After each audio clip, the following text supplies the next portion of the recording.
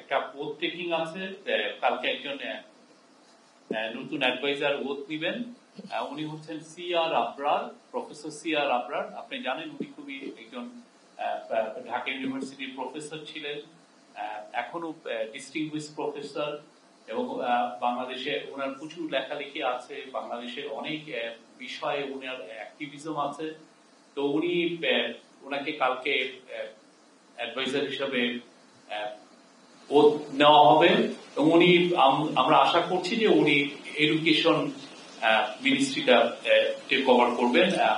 Professor Wahiduddin Mahmud অনেকদিন ধরে বলছিলেন যে ওনার জন্য, ওনার যেহেতু একটা অ্যাডভান্স স্টেজে, উনি চাচ্ছিলেন না যে দুইটা ওনার একই সাথে প্ল্যানিং মিনিস্ট্রি, আপনি জানেন প্ল্যানিং মিনিস্ট্রি অনেক বড় মিনিস্ট্রি, আবার at the same time education ministry, দুটোই দেখতে হচ্ছে।